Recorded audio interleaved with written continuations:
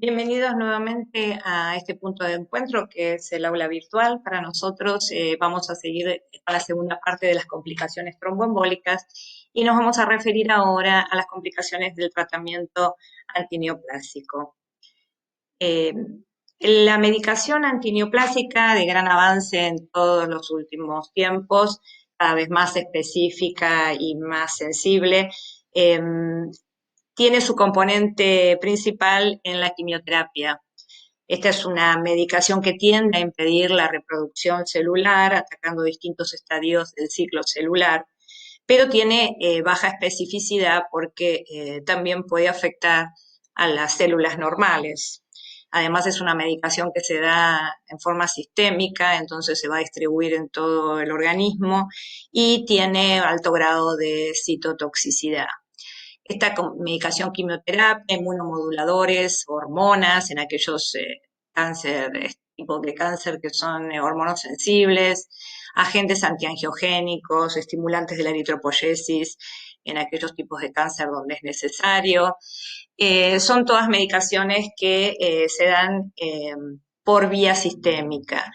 En cambio, podemos tener otra parte del tratamiento que le genera un poco más de especificidad porque se realiza directamente o está dirigido directamente al tumor, como son las cirugías extensas y la radioterapia. Por ser extensas, las cirugías son ya protrombóticas y la radioterapia también produce alteraciones en las células que generan partículas procoagulantes y por ese lado también es protrombótico.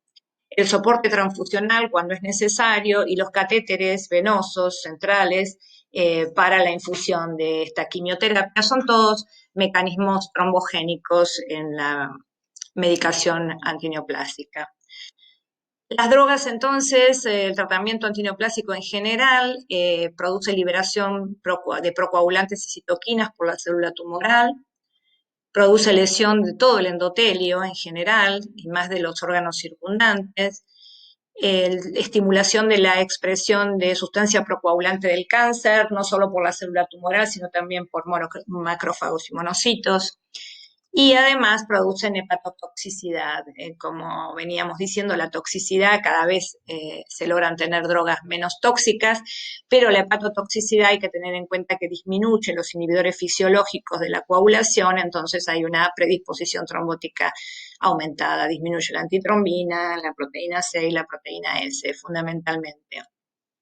Todo este bagaje de medicación antineoplásica, corticoide, es acompañada por corticoides, talidomidas, praginasa y toda una lista grande de medicamentos. El paciente recibe un cóctel de medicación y, por supuesto, los oncólogos no han adherido desde un principio a agregar algo más a esta medicación antineoplásica. Pero con el curso del tiempo y conociendo mucho más de la trombosis, viendo que se pueden evitar procesos trombóticos que dañan la salud del paciente y entonces no colaboran con el éxito de la medicación antineoplásica, los mismos oncólogos han adherido a poder intervenir o realizar profilaxis en aquellos pacientes que tienen predisposición trombótica y tratamiento en aquellos, por supuesto, que debutan con un trombo. Entonces sería algo más. Le agregamos algo más porque sí, la mejor manera que han encontrado de poder determinar a qué pacientes se les puede mejorar con una medicación antitrombótica es haciendo índices que permitan evaluar la trombosis asociada al tumor.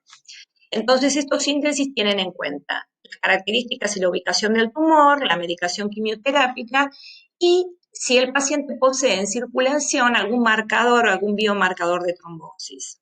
Todo esto permite identificar a los pacientes que tienen más riesgo de padecer trombosis y diseñar scores que tengan mayor valor predictivo. O sea, aquellos pacientes que detectamos por el score que van a tener posibilidad de tener una trombosis, evidentemente la tengan y que no estén mal diseñados. O sea, cada vez se van mejorando estos scores para establecer prevención o tratamiento de trombosis.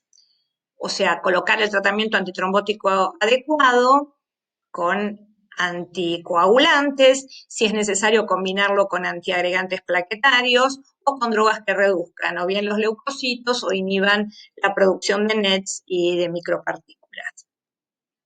Los score, como les digo, hay varios. El que recibió mayor adhesión fue el score de Corana, que lo describe en 2008, y permite identificar pacientes con cáncer a través de un score de puntuación, que lo tienen aquí.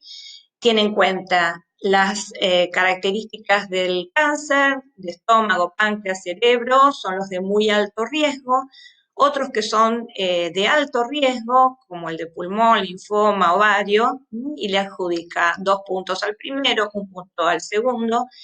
Aquellos que tienen un elevado recuento de plaquetas por encima de 350.000, siempre hablando de antes de la quimioterapia, 1 punto. Los que tienen elevado recuento de leucocitos, 1 punto.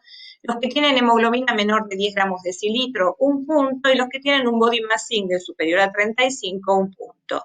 De tal manera que los que tienen un score de 3 o más tienen un riesgo alto. Los que tienen 1 o 2, riesgo intermedio, y bajo riesgo, los que tienen 0 puntos. Esto correlaciona perfectamente. Aquellos que tienen un puntaje mayor de 3 tienen 11% de riesgo de padecer trombosis asociada al cáncer dentro de los 6 meses de diagnosticado.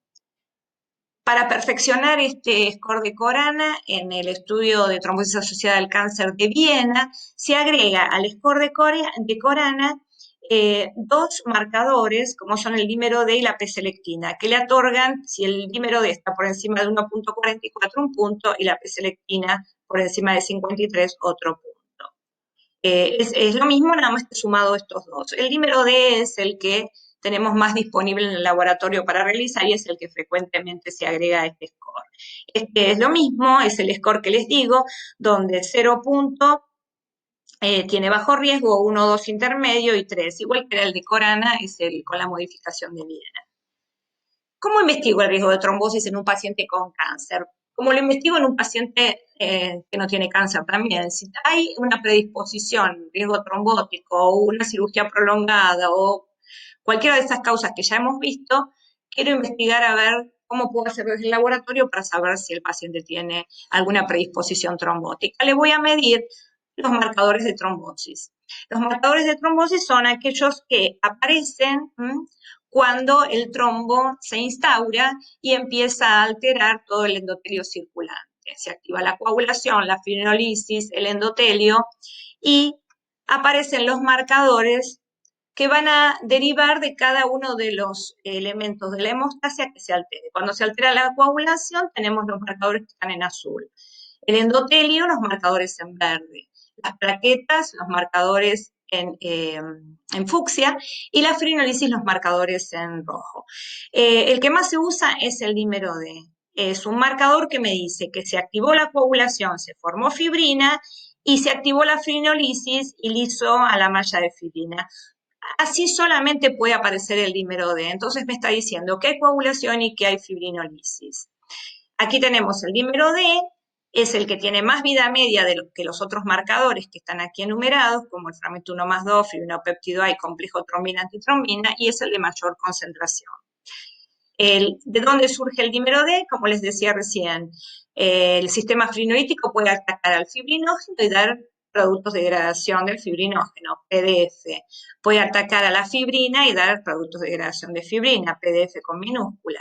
Pero cuando los monómeros de fibrina se entrelazan y actúa el factor 13 activado y tenemos la malla de fibrina bien cohesiva que puede estar rodeando al tumor, en el caso de que estamos estudiando, la plasmina va a poder cortar, pero no corta estas uniones covalentes. Por eso es que los cortes se realizan y vamos a tener distintos productos de degradación y el dímero D que me va a estar marcando activación de coagulación y activación fibrinolítica.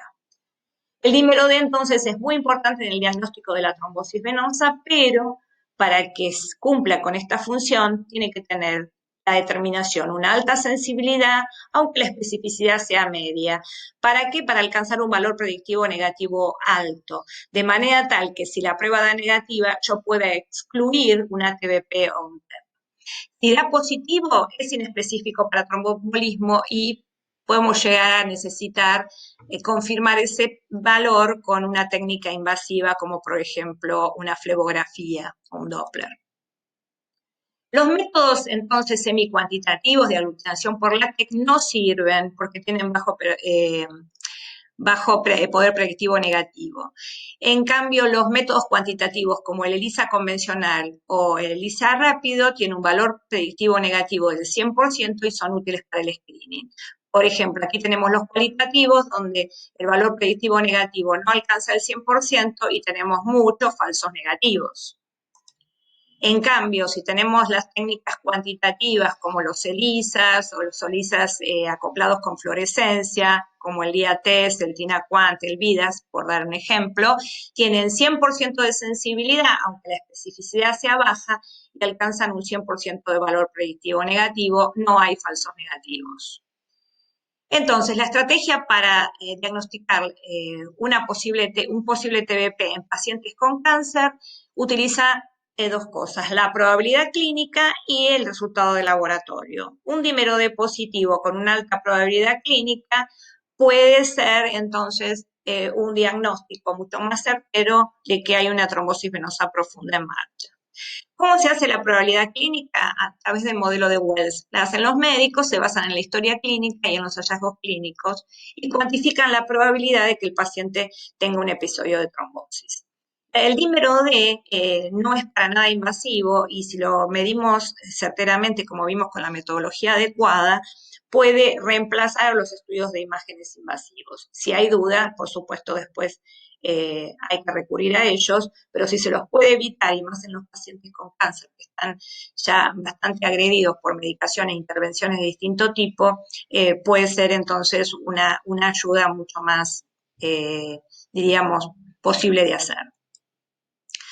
La probabilidad clínica por el modelo de Wells lo que evalúa son distintos parámetros clínicos adjudicándole a cada uno de ellos una puntuación.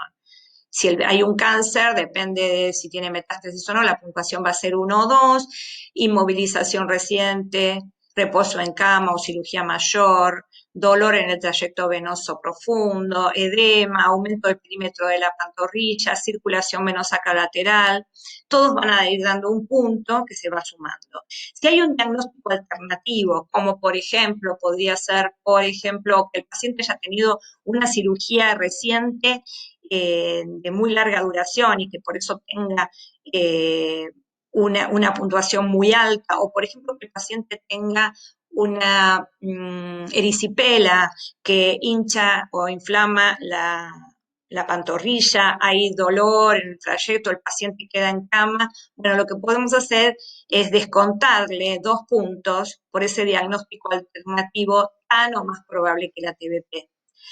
De tal manera que cuando sumamos y hacemos la cuenta, los que tienen una probabilidad alta son los que van a tener mayor de 3 puntos y tendrán un 75% de posibilidad de hacer una TBP.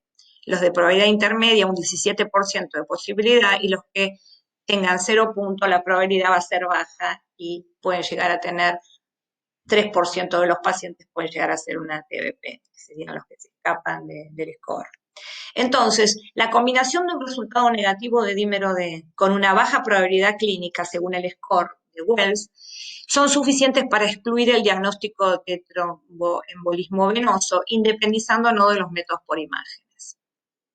Otro punto muy importante es lo que comentamos ya en la primera parte de la clase, pacientes con trombosis venosa idiopática recurrente. No tienen nada, no tienen neoplasia, tienen una trombosis venosa sin causa aparente y recurrente encima. Hay que hacer una investigación exhaustiva para descartar si este paciente no está con una neoplasia en curso y poder anticiparse a la misma. ¿Por qué? Porque entre el 15 y el 20% de los pacientes con tromboembolismo venoso idiopático son diagnosticados con cáncer durante el primer año de seguimiento. Veamos en este gráfico de Prandoni, donde vemos cuál es la trombosis como primera manifestación de un cáncer oculto, cuál es la probabilidad de que la trombosis sea la primera manifestación de un cáncer oculto. Lo que midió él fue la incidencia acumulativa de cáncer en 260 pacientes que tuvieron trombosis venosa profunda, sintomática y diagnosticada por un método invasivo como es la flebografía, o sea, la trombosis evidentemente está presente, lo que podemos ver es cuál es la incidencia acumulada de tener cáncer de estos pacientes. Los que tienen una trombosis idiopática recurrente, vean que al año, estos son semanas, a las 48 semanas más o menos, al año, el 75% de los casos se diagnostica cáncer durante el primer año de la TBP. Son pacientes que tuvieron trombosis idiopática recurrente. En los que tuvieron trombosis idiopática no recurrente, al año también tienen una incidencia importante de cáncer. Y los que tuvieron trombosis secundaria, alguna otra cosa, tienen una incidencia un poco menor de posibilidad de tener cáncer. Bueno, ¿cuál es el tratamiento antitrombótico en los pacientes con cáncer? Tratamiento o profilaxis, porque aquellos que tienen probabilidades, porque tienen un cáncer muy protrombótico, porque tienen la situación, la ubicación del tumor, porque el paciente ya tiene algún riesgo previo, por ejemplo, un paciente obeso o algún otro tipo de riesgo, y por la trombogenicidad del tratamiento, antineoplásico, puede ser que se le haga una profilaxis y no necesiten tratamiento. Ahora sí, si tienen ya un riesgo mucho más elevado o tienen o desarrollan una trombosis, bueno, en esos pacientes hay que sumarle un tratamiento antitrombótico. Les digo que en realidad los oncólogos en un primer momento no adhirieron a hacer profilaxis ni tratamiento. No querían sumar más medicación a estos pacientes que en realidad ya están recibiendo un cóctel bastante importante y ellos siempre cuidaron todo lo que fuere medicación antineoplásica como es debido. Pero debido a que al empezar a usar, hacer profilaxis con un anticoagulante, disminuye el riesgo de trombosis, bueno, al ver que los efectos son positivos, bueno, comenzaron a usar profilaxis con estas drogas y tratamiento cuando fuera necesario. ¿Qué drogas anticoagulantes tenemos? Tenemos anticoagulantes orales o parenterales. Los de mayor uso es la heparina la heparina de bajo peso la heparina de bajo peso molecular, y los que también se pueden usar alternativamente son los anticoagulantes orales, como la cenocumarol o la warfarina, y los nuevos anticoagulantes orales, mal llamados nuevos, porque ya hace mucho tiempo que los estamos usando, o mejor llamados DOACs, anticoagulantes orales directos, rivaroxaban y apixaban. Aquí los tenemos sacados del contexto del resto, entonces los orales directos, los orales indirectos como acenocumarol y warfarina, y los parenterales como es la heparina no fraccionada y la heparina de bajo peso molecular. Entonces, diríamos, la que más efectiva es la heparina regular, pero no es muy fácil llevarlo a la práctica, porque el paciente tiene que estar hospitalizado, porque se hace una infusión endovenosa, porque necesita monitoreo continuo con el APTT. Ya saben ustedes que hay distintos reactivos para PTT que tienen distinta sensibilidad a la heparina, entonces hay que hacer un cuidadoso control para que el paciente se mantenga entre una PTT que sea 1,5 veces a 2,5 veces el APTT basal. La heparina regular, si no se hace un correcto monitoreo, tiene alto riesgo de producir hemorragia, si nos estamos pasando en la dosis de heparina, en realidad se la trata de reemplazar por la heparina de bajo peso molecular. Esta heparina se puede hacer monitoreo con la determinación de antifactor 10 activado, que se realiza exactamente a las 4 horas de realizar la inyección de heparina subcutánea, o sea, para hacer la determinación de anti-10 tengo que sacarle sangre al paciente exactamente 4 horas después de haberle inyectado la heparina de forma subcutánea, y ahí en esa sangre recién realizar la determinación de antifactor 10 activado. Este monitoreo no es un monitoreo obligado. ¿Por qué? Porque la respuesta antitrombótica de la heparina de bajo peso molecular es predecible, pero en muchas circunstancias, cuando hay alteraciones renales, pacientes con sobrepeso o con o peso muy bajo, en pediátricos hay que hacer el monitoreo porque las alteraciones de metabolismo hacen que se deba controlar y no nos podemos dejar llevar por la respuesta predecible de las condiciones estándar. ¿Cuáles son las ventajas respecto de la heparina no fraccionada? Tiene menos riesgo de de trombocitopenia inducida por heparina. Ustedes saben que el HIT es es una entidad que se produce cuando el paciente desarrolla anticuerpos antiplaquetarios a instancias de la administración de heparina. Si la heparina regular o la heparina no fraccionada tiene mayor riesgo de HIT, la heparina de bajo peso tiene menor riesgo de HIT, pero hay que controlarlo. También tienen menos riesgo de sangrado, la heparina de bajo peso molecular, menos riesgo de osteoporosis, de reacciones alérgicas y, como decíamos, tiene una respuesta antitrombótica predecible, por lo cual el monitoreo es eventual. Tanto la heparina regular como la heparina no fraccionada, hay que monitorearle el número de plaquetas. ¿Por qué? Por el problema de la trombocitopenia inducida por la heparina, que es una complicación frecuente y mucho más en los pacientes con cáncer, por los trastornos inmunológicos. Además, si el paciente desarrolla un HIT, lo vemos porque el recuento de plaquetas, cuando lo vamos midiendo en el curso de los días, va disminuyendo, enseguida hay que reemplazar la droga, se puede pasar a heparina de bajo peso o directamente pasarlo a anticoagulantes orales. ¿Por qué no se usan los anticoagulantes orales en los pacientes con cáncer? Estos anticoagulantes se comenzaron a usar en un principio, pero se vio que tienen baja eficacia y alta tasa de recurrencia, aunque se mantenga la razón internacional normatizada dentro del rango terapéutico de 2 a 3.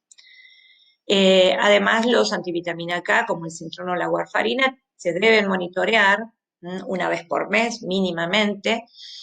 Tienen interacciones con otros medicamentos que pueden potenciar o disminuir el efecto de los anticoagulantes, así que en estos pacientes que están polimedicados hay que tener mucho cuidado porque pueden aumentar mucho el RIN o bajarlo con riesgo hemorrágico o trombótico.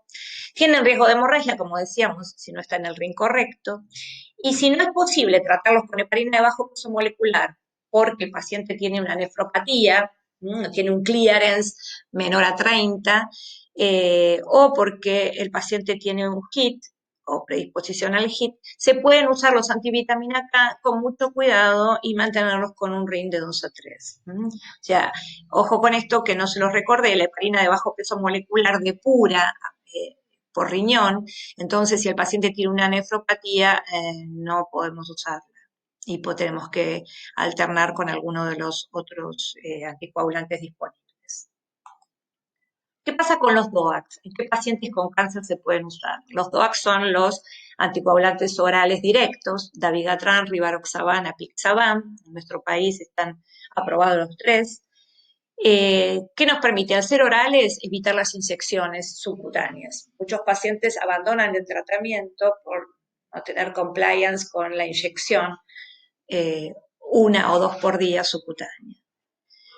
Por otro lado, se prefieren en pacientes con riesgo de sangrado, no en aquellos que tienen tumor gastrointestinal, pero se prefieren en aquellos que tienen riesgo de sangrado y que no se puede realizar un control del rango terapéutico en anticoagulantes orales antivitamina K, empleamos los DOACs. ¿Cuáles son los inconvenientes?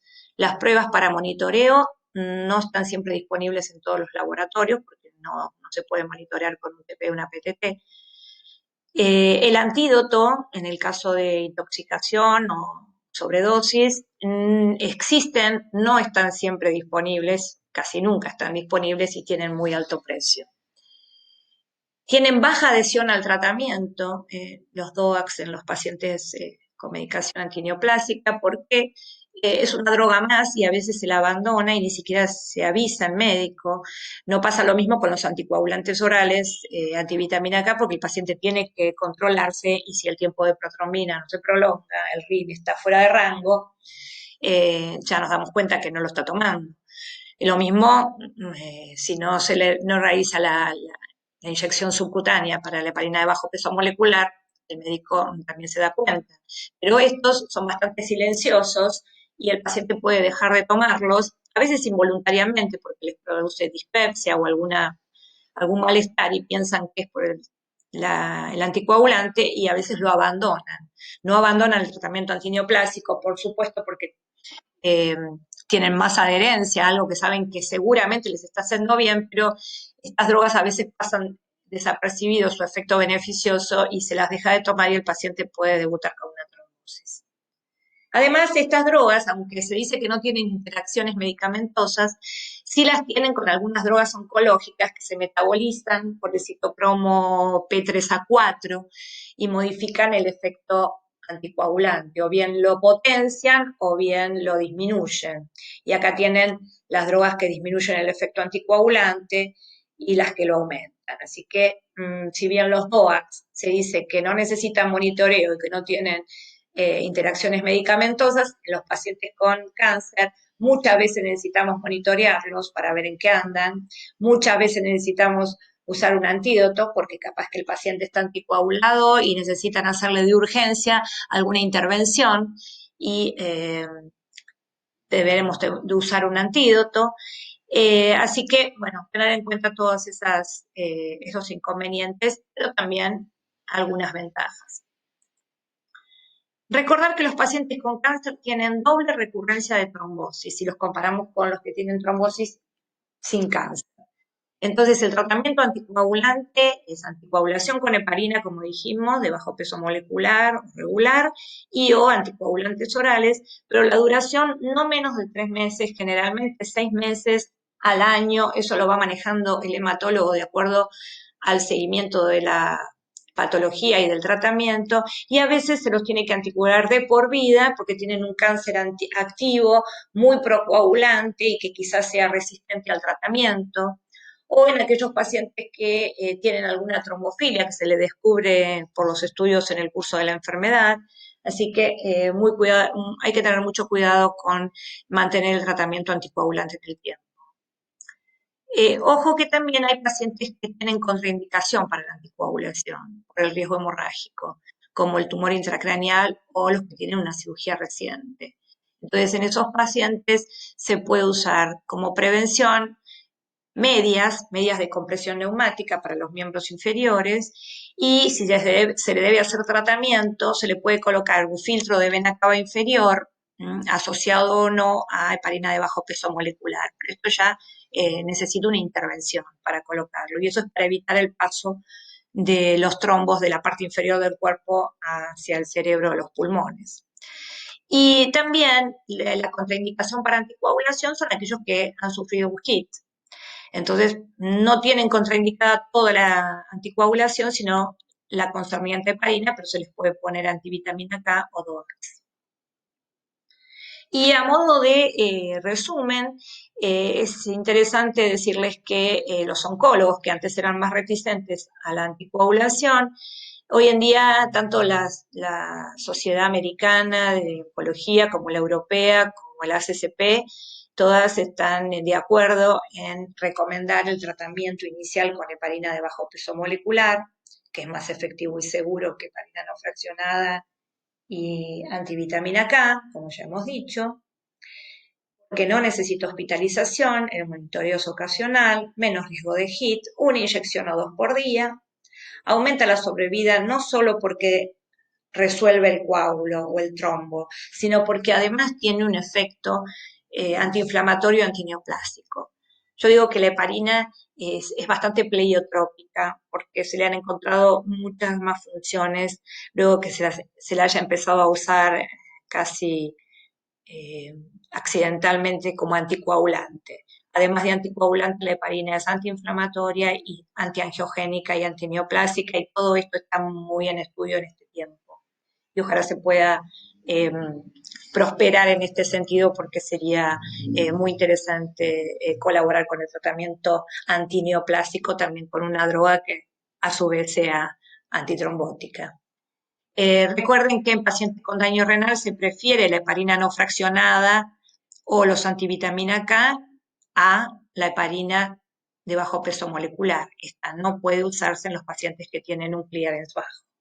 Y la duración del tratamiento en la heparina de bajo peso molecular y en general en todos los tratamientos es de 3, 6, 12 meses o indefinidamente, como ya les comenté. Y entonces, sumando a las conclusiones de la primera parte de la clase, en esta segunda parte podemos decir que la profilaxis o el tratamiento con heparina de bajo peso molecular, cuando el riesgo de trombosis es alto, es beneficioso especialmente durante el tratamiento antineoplásico.